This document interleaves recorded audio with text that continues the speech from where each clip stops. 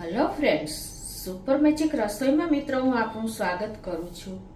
આજે હું એક તમને સચોટ રિસર્ચ કરીને માહિતી આપું છું ફ્રીજ વિશે કે ફ્રીજ તમે જો આ રીતે ચલાવશો ને તો લાઇટ બિલ ઓછું આવશે અને બધી રીતે તમને કમ્ફર્ટ રહેશે. તો ચોક્કસ તમને આ વિડીયો ગમશે મિત્રો. ગમે તો લાઈક કરજો, શેર કરજો અને નવા મિત્રો સબસ્ક્રાઇબ કરવાનું હવે ના ભૂલતા. અને બાજુમાં રહેલું બેલ આઇકનને પણ પ્રેસ કરી દેજો જેથી કરીને લેટેસ્ટ વિડીયોની માહિતી તમને ડેઈલી મળતી રહે. અને બાજુમાં રહેલું આઇકને પણ પ્રેસ કરજો જેથી કરીને અમને અમુક પોઈન્ટ્સ મળતા રહે.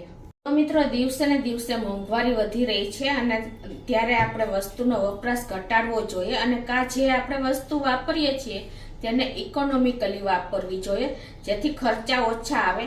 અને આ ખર્ચામાં એક આપણા ઘરમાં છે જે રસોડામાં પડ્યું છે તે ફ્રીજને આપણે કઈ રીતે આપણે હેન્ડલિંગ કરીએ એટલે કે વાપરીએ તો લાઇટ બિલ ઓછું આવે એના વિશે હું આજે તમને સચોટ માહિતી આપીશ. તો એન્ડ સુધી જોડાયેલા રહેજો.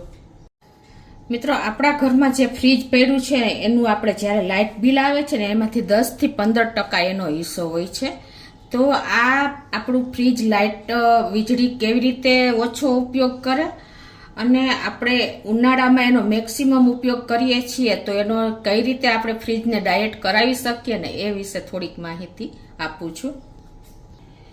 હવે પહેલી વાત એ છે કે આપણે જે વસ્તુ ખાવાની ફ્રીજમાં મૂકીએ છીએ ને તે હંમેશા ઢાંકીને મૂકવી જોઈએ. કારણ એનું શું છે ખબર છે તમને? કે જે વસ્તુ આપણે ખાવા પીવાની મૂકી હોય છે ને એ લિક્વિડ કે કાંઈ પણ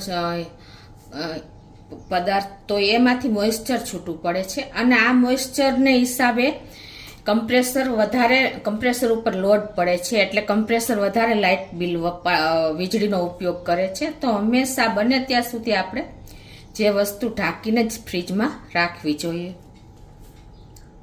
હવે મિત્રો, બીજી વાત એ છે કે જો તમારા ઘરમાં મેન્યુઅલી ડિફ્રોસ્ટ વાળું ફ્રીજ હોય ને તો એમાં બરફ જામી જાય છે તો એને રેગ્યુલર તમારે ડિફ્રોસ્ટ કરવું પડે. એનું કારણ એ છે કે જો તમારા ફ્રીઝરમાં મિનિમમ 2 mm જો બરફ જામી જાય ને તો એ 10% વધારે પણ એ વીજળીનો વપરાશ કરે છે. તો ખાસ તમારે રેગ્યુલરી આ બરફને કાઢવો જોઈએ.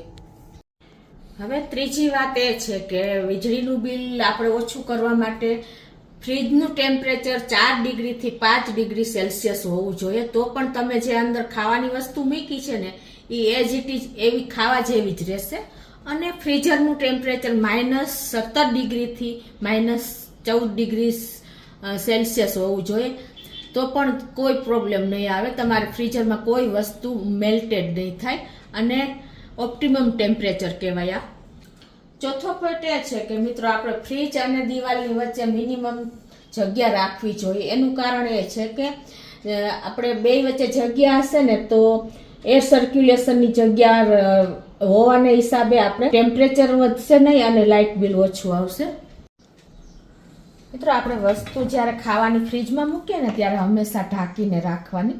એનું કારણ એ છે કે જે વસ્તુ ખુલ્લી હશે ને તો એમાંથી આપણને મોઇસ્ચર છૂટું પડશે ખોરાકમાંથી અને એ મોઇસ્ચરને હિસાબે કમ્પ્રેસર ઉપર લોડ પડશે અને કમ્પ્રેસર વધારે વીજળી ઉપાડશે. મિત્રો, હવે જ્યારે આપણે દરવાજા અને ફ્રીજ વચ્ચે જે સીલ હોય છે ને એ ખાસ ચેક કરી લેવું જોઈએ. કેમ કે ઘણી વખત સીલ લૂઝ હોય છે ને તો ઠંડી હવા બહાર નીકળી જતી હોય છે અને એને હિસાબે કમ્પ્રેસર ઉપર વધારે લોડ પડે છે, કમ્પ્રેસર વધારે વીજળી ઉપાડે છે. એટલે ખાસ તમારે જ્યારે પણ તમે ફ્રીજ બંધ કરો ને ત્યારે એરટાઇટ સીલ હોવું જોઈએ અને ના હોય તો તમારે રેગ્યુલર રિપેર કરાવી લેવું જોઈએ. હવે પછીનો પોઈન્ટ એ છે કે મિત્રો, આપણા વડીલો કહેતા જ આવ્યા છે કે ફ્રીજનો દરવાજો ખુલ્લો રાખીને વધારે ટાઈમ ન રાખવો જોઈએ, પણ આપણે લોકો માનતા જ નથી હોતા અને આપણે ફ્રીજ આગળ આવી અને ઘણીવાર વિચારોમાં ફ્રીજનો દરવાજો ખુલ્લો રાખી અને વિચાર કરતા હોઈએ છીએ કે કઈ વસ્તુ શોધવામાં ટાઈમ લગાડીએ છીએ તો ફ્રીજની ખુલ્લી જે ઠંડી હવા હોય છે ને એ બધી બહાર નીકળી જાય છે અને આપણે કમ્પ્રેસર ઉપર લોડ વધી જાય છે તો તરત જ કમ્પ્રેસર ચાલુ થઈ જાય છે અને વીજળીનો વપરાશ વધી જાય છે. હવે પછીનો પોઈન્ટ છે મિત્રો, આપણે કોઈ પણ વસ્તુ ફ્રીજમાં મૂકીએ ને તો ગરમ નહીં મૂકવાની, થોડીક રૂમ ટેમ્પરેચર ઉપર આવે ને ત્યારે જ મૂકવાની. એનું કારણ એ છે કે જો ગરમ વસ્તુ આપણે મૂકશું ને તો ફ્રીજનું ટેમ્પરેચર વધારશે અને કમ્પ્રેસર ઉપર લોડ પડશે.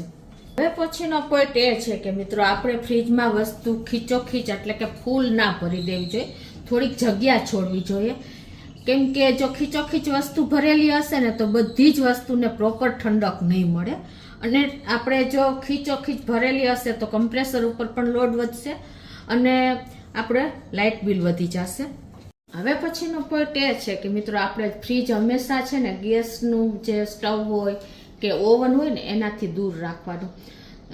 કે ઘણી વખત બારીમાંથી તડકો આવતો હોય છે તો બિલકુલ આપણે ફ્રીજ એવી જગ્યાએ ઠંડી જગ્યાએ રાખવાનું કે ત્યાં એને ગરમી ન લાગે.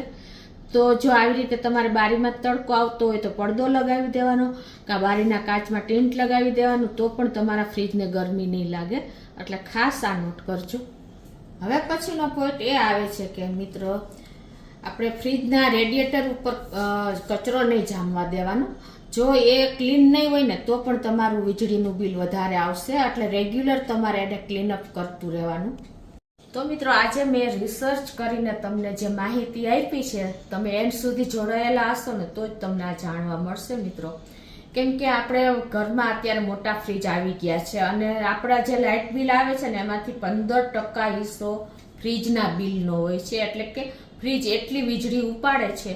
તો આ બધા જ પોઈન્ટ મેં તમને બતાવ્યા કે ફ્રીજનો દરવાજો વધારે ખુલ્લો નહીં રાખવાનો, ફ્રીજ અને દિવાલ વચ્ચે ડિસ્ટન્સ હોવું જોઈએ, ફ્રીજમાં ગરમ વસ્તુ ના હોવી જોઈએ, ફ્રીજનું સીલ એરટાઇટ હોવું જોઈએ, અને પછી આપણે આગળ જણાવ્યું એમ કોઈ પણ વસ્તુ ખીચોખીચ નહીં ભરવાની, અને ફ્રીજનું ટેમ્પરેચર અને ફ્રીઝરનું ટેમ્પરેચર કેટલું હોવું જોઈએ એ પણ તમને મેં બતાવી દીધું કે ફ્રીઝરનું -17 ડિગ્રી સેલ્સિયસથી -14 ડિગ્રી સેલ્સિયસ અને ફ્રીજનું 4 ડિગ્રી સેલ્સિયસથી માંડીને 5 ડિગ્રી સેલ્સિયસ રાખવું જોઈએ. તો તમારી વસ્તુ ક્યારેય ફ્રીજમાં બગડશે નહીં.